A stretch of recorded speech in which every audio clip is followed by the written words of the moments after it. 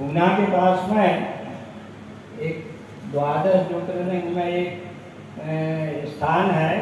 वहाँ गुरुजी पूना के चातुर्मास में वहाँ गए सीमोल्लंघन में। तो वहाँ गुरुदेव भगवान ने पूछा, यहाँ एक चौबे जी रहते थे, प्रधान प्रतिहारी जी, उनका नाम था उमानंद चौबे और उन्होंने बाल ब्रह्मचारी थे, शिक्षक थे वो। तो उन्होंने दीक्षा ली, उमानंद ब्रह्मचारी उनका नाम हो गया। तो उन्होंने गुरु जी के सामने कहा कि महाराज जी हम जब मरेंगे तो हम प्रेत बनेंगे। अच्छा जी। और परमहंस के आसपास के किसी झाड़ में रहेंगे, और जिस व्यक्ति ने भी यहाँ उपद्रव किया या परमहंस गंगा को नुकसान पहुंचाने की चेष्टा की, उसको हम प्रेत बन के लग जाएंगे। जय हो। तो ये बात गुरु जी ने हमसे पूछी कि एक बात बताओ, तुमको कभी रात बिरात में ऐसा लगा कि चौबे प्रेत बन गया, मिला कभी तुमको? हमने हाथ जोड़े, हम क्या भगवान, जिन चरणों का एक बार दर्शन कर लेने से व्यक्ति का मोक्ष हो जाता है, जय हो। उस भक्त ने सारा जीवन आपके चरणों में सौंपा था, तो कहीं प्रेत बनेगा? वो तो स्वर्ग चले गए। एक बार यहाँ सिद्धेश्वर के एक पुजारी थे, 2-4 लोगों ने चौबे दादा को चोरी लगा दी पूजा के बर्तनों की।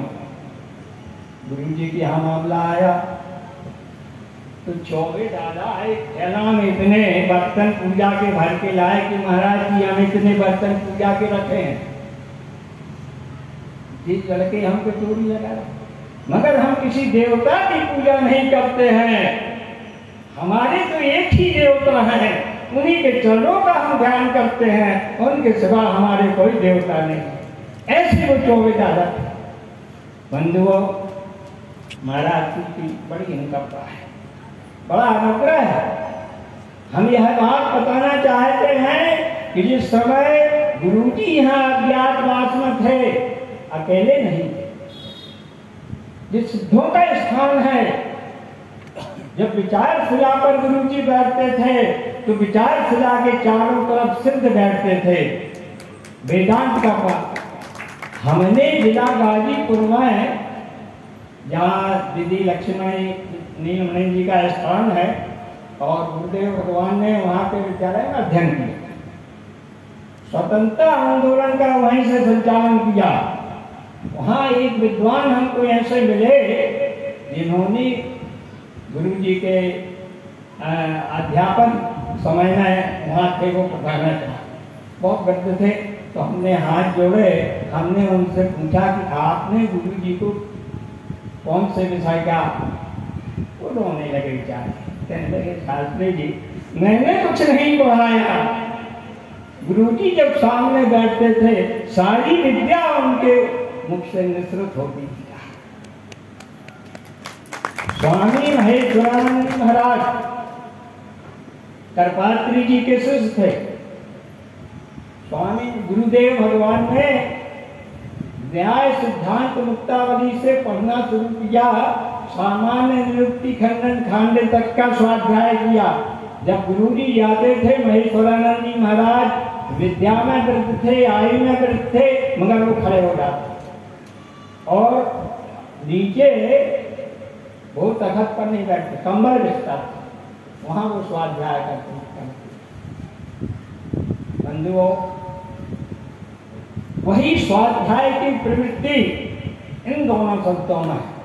हमने एक बार बताया था कि काशी के विद्वानों को बुला बुला करके और लोगों के लिए मना रहता है, मगर हम स्वामी जी के पास हमेशा हमको छूट रहती। वहाँ के जो न्याय के विद्वान थे सुधाकर दीक्षित जी, व्याकरण के विद्वान थे रामयात्र शुक्ल जी, साहित्य के विद्वान थे शिवजी उपाध्याय जी, और वेदांत के न्याय वशिष्ठ त्रिपाठी जी, सबको एकांत में बुला बना करके सब स्वाध्याय स्वामी जी ने किया। और बड़े स्वामी जी के यहाँ जाइए, वहां दरवाजा बंद रहता है, पूजा में तो दरवाजा वो भी स्वाध्याय करता। हमने देखा गुरु जी ने अभी अभी गुरु जी का स्वाध्याय मिला। गुरु जी लिखते स्वाध्याय करते, और जिस व्यक्ति ने जिस शिष्य ने गुरु जी के स्वाध्याय नहीं किया उससे गुरु जी नाराज हो जाते थे कि स्वाध्याय नहीं करता। यह विद्या जो है कभी पूर्ण नहीं होती, जीवन भर यह अपूर्ण है।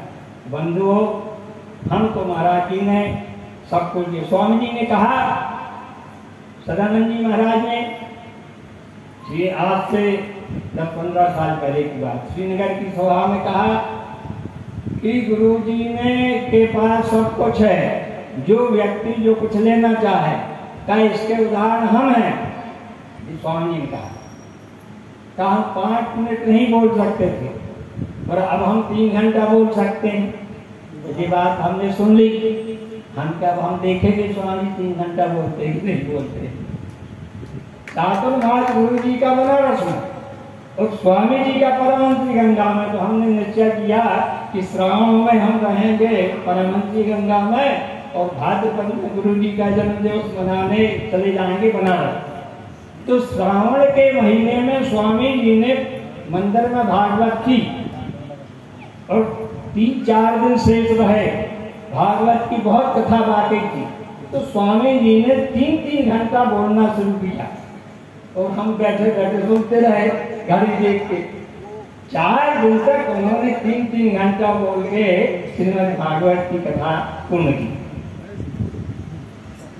फिर ये बात हमने गुरु जी से वहां जाकर बताया। अब हमारा एक स्वभाव ऐसा था, ज्यादा हम लगे कि गुरु जी के स्वामी जी की बात बता देते थे, पर स्वामी जी की बता देते। मैंने गुरु जी का इतना लाड़ प्यार था, स्वामी जी कहने लगे तुम स्वामी जी के साथ वहाँ कानपुर क्यों नहीं जा रहे हैं। गुरु जी स्वामी जी की गाड़ी अयोध्या के लिए चलती, बनारस से सिवाय अयोध्या के कहीं बीच में नहीं रुकती। लखनऊ के लिए चलती तो बनारस से चल के लखनऊ में रुकती। और हमके स्वामी सदानंद जी महाराज जगह जगह गाड़ी रोकते ही चलते हैं। वहाँ कालिकानंद जी के आश्रम का उद्घाटन था, तो गुरु जी की आज्ञा से बड़े स्वामी जी आ गए कुंभ में प्रयागराज। हम भी उनके साथ आ गए और स्वामी जी कानपुर की प्रतिष्ठा करके लौटे। तो जितने लोग साथ में थे, वो ड्राइवर से कहा कि शास्त्री जी को बताओ कितनी जगह गाड़ी रुकी। तो हमने कहा वो हमें को बताने के लिए होते 2 किलो का। बंधुओं, गुरु जी से जो हमको जो स्नेह मिला, वह दोनों स्वामी जी से भी हमको स्नेह मिला।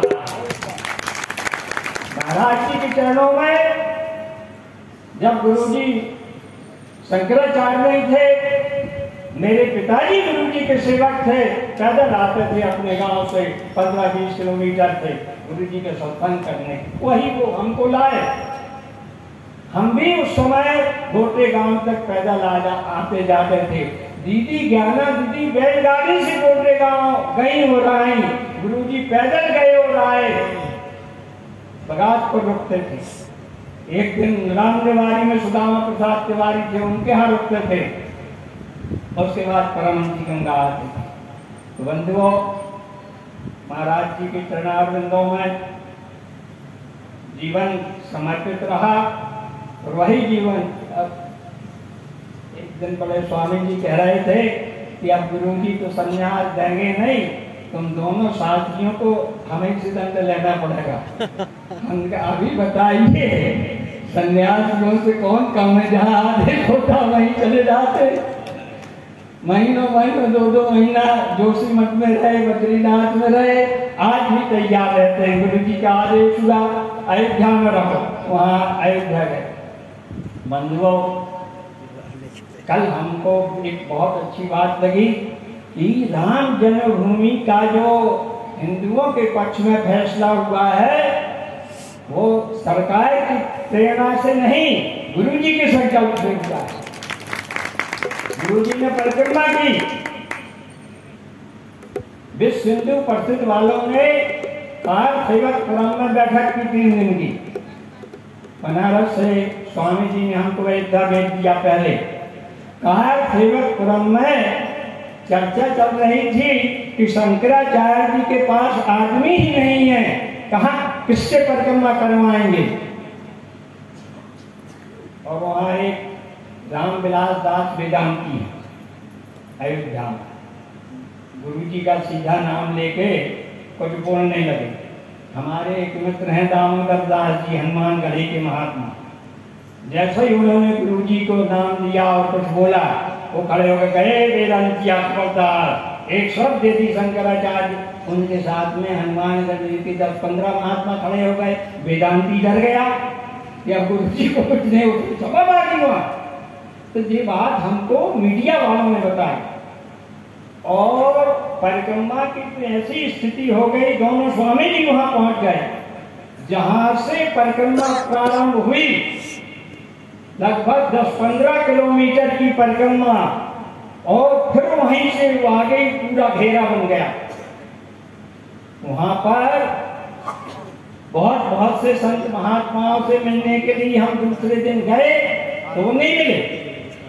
कहा कोई राजस्थान से आया, कोई गुजरात से कहा गुरु जी की परिक्रमा के लिए, और विनय कटियार जो बजरंग दल के संस्थापक, वो आगे आगे झंडा लेके चल जाते, गुरु जी की जय जयकार करते। तो बंधुओं, सनातन धर्म का ध्वजा भगवान आज शंकराचार्य जी की परंपरा में गुरुदेव भगवान ने जो कार्य किए हैं वो अत्यंत विलक्षण अद्भुत है।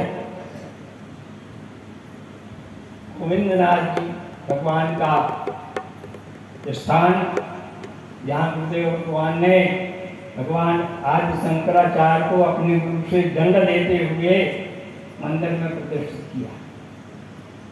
और विश्व कल्याण आश्रम में एक झाड़ेश्वर महादेव, तो कलकत्ता के भक्तों ने वहां देखा कि उन महादेव के दर्शन करने में जो व्यक्ति के इष्ट जो होता है, जो राम का भक्त है उसको राम के दर्शन होते हैं, जो कृष्ण का भक्त है उसको कृष्ण के दर्शन होते हैं, और जो जगदम्बा का भक्त है शंकर जी की पिंडी में उसको जगदम्बा दिखती है। ऐसे विलक्षण स्थान है, आदिवासी क्षेत्र है। वहाँ गुरुदेव भगवान ने उन आदिवासियों के लिए शिविर में जाते थे। 15-15 दिन तक जगह जगह शिविर लगते थे, और उन आदिवासियों को तीर्थ यात्रा कराई गई, प्रयागराज लाया गया, अयोध्या के दर्शन कराए गए और सब काशी के दर्शन कराए गए। महाराज जी दीन, जैसे वो एक पूर्व मंत्री ओंकार सिंह जी आदिवासी कल बता रहे थे कि आदिवासियों के लिए लोगों ने पूछा, भक्तों ने पूछा कि महाराज जी लोग अपना स्थान हरिद्वार में बनाते हैं, ऋषिकेश में बनाते हैं, काशी में बनाते हैं, अयोध्या में बनाते हैं, आपने परमहंस गंगा क्यों चुना? तो गुरुदेव भगवान ने भक्तों को समझा। हम तो चुपचाप सुन रहे थे, किसी भक्त ने पूछा था, तो गुरुदेव भगवान ने कहा था, दाम दीन को दीजिए, हरे और की और औषधिवा को दीजिए, जाके रोग शरीर।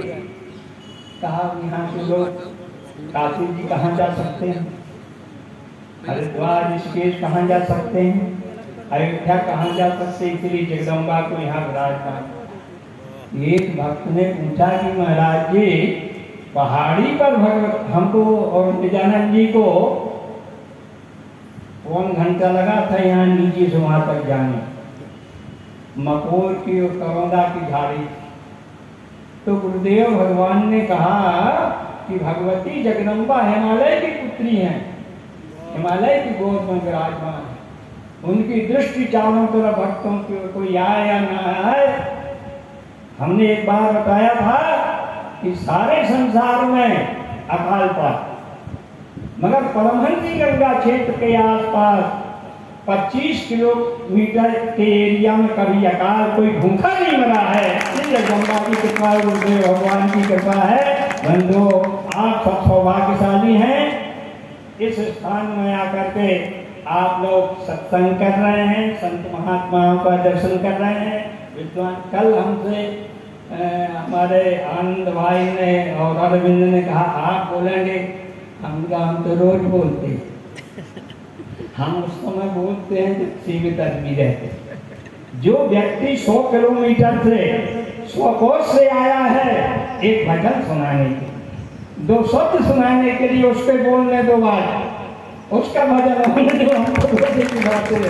बोलिए वृंदावन बिहारी लाल की, श्री राम जय राम, जय जय राम, श्री राम जय राम। हम अपनी अंतिम बात बता रहे हैं। पुराने विद्यालय का जीर्णोद्धार हो रहा था, स्वामी सदानंद जी महाराज करा रहे। तो हमने उनसे निवेदन किया कि जहाँ आप विद्यालय का जीर्णोद्धार कर रहे, पीछे बहुत सी जगह है, वहाँ से कहा नहीं, गुरुजी ने कहा है कि बीच का स्थान वैसे ही रहना जाना, वहाँ हमने पढ़ाया। 10 विद्यार्थियों को गुरुजी ने यहाँ पढ़ाया, जौनपुर सत्य विद्यालय। तो उस स्थान को वैसे ही रख कर के स्वामी जी ने दीवार ऐसा ही है, ऊपर का छप्पर वैसे आसपास, तो उस स्थान पर हमने निवेदन किया स्वामी जी से कि आपने जगत गुरुकुलम परमहंसी गंगा चुना। गुरु जी ने यहाँ शिक्षा प्रारंभ की, ब्राह्मणों को पढ़ाया, और जब विद्यालय का प्रारंभ हुआ तो शास्त्री जी को, विद्यानंद को, हमको गुरु जी ने बिठा करके और सिद्धांत पढ़ाया। वहाँ स्वामी जी ने जगत गुरुकुलम, आज के समय में अभी 108 विद्यार्थी, उन विद्यार्थियों के घर से जो कपड़े आते हैं, बैग आता है, उनका जगह सब अलग रख दिया जाता है। संस्था की विद्यालय की ओर से उनको वस्त्र दिए जाते, भोजन दिया जा रहा है, पुस्तक दी जा रही है और शिक्षा दी जा रही है, और समय पर उनको नाश्ता भोजन बदल के वहाँ लिखा हुआ है कौन दिन क्या भोजन बनेगा, क्या नाश्ता दिए जाएगा। हमने अपने भाई पद्मनाभ जी से कमरे में पूछा, हम कहे बैग किसके रखे हैं, कहे विद्यार्थियों के घर से लाए थे वो रख दिए गए, बस दिए गए। यह जो है, यह कल्पना जो है गुरु जी, स्वामी जी अभी तो 108 विद्यार्थी, स्वामी जी का है कि 10,000 विद्यार्थी यहाँ के संरक्षण में रह करके शिक्षा ग्रहण करते हैं। वही कुलपति, तो गुरुदेव भगवान को कुलपति बनाने के लिए यह स्वामी जी महाराज का प्रयास है। हमने कहा आपने जगत गुरुकुलम के लिए परमहंस गंगा चुना, इसके हम आभारी हैं, आपको बहुत से 1.25 लाख शिवलिंग छत्तीसगढ़ के बेमेतरा जिले में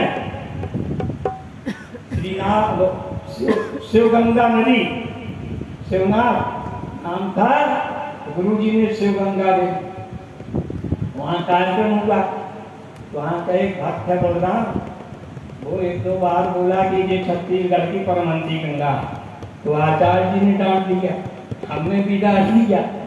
मगर जब शिलान्यास के टाइम पर गुरु जी गए तो गुरु जी ने स्वयं कहा कि ये छत्तीसगढ़ की परमहंसी है। गुरु जी ने कहा कि एक पक्षी के अंडे समुद्र में डूब गए, 4-5 चलते हैं उस पक्षी की, तो वो पक्षी क्या करे, समुद्र का जल भर करके बाहर डाले और बाहर से रेत ले जा करके समुद्र में डाले। तो उस पक्षी को उसकी जात के पक्षियों ने देख लिया, वो भी आ गए उसके साथ, समुद्र का जल बाहर करने लगे और रेत डालने लगे। अब सारे पक्षी, जो गुरु जी की बात बता रहे हैं, सारे पक्षी आकर के ये कर्म करने लगे। गरुड़ जी ने देखा तो कहा कि हमारी जात के लोग क्या कर रहे हैं, तो गरुड़ जी भी आए, इस समुद्र ने पक्षी के अंडे डूब दिए।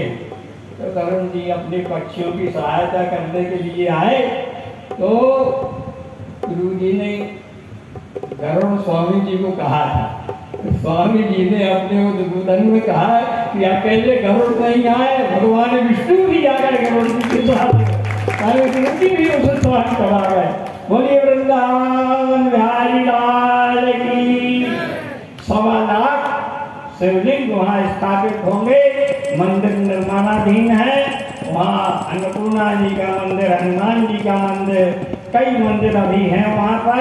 मगर जिस समय 1.25 लाख शिवलिंग वहाँ जब निर्मित होंगे, प्रतिष्ठित होंगे, तो वह भी एक ऐतिहासिक काल हो जाएगा। बोलिए वृंदावन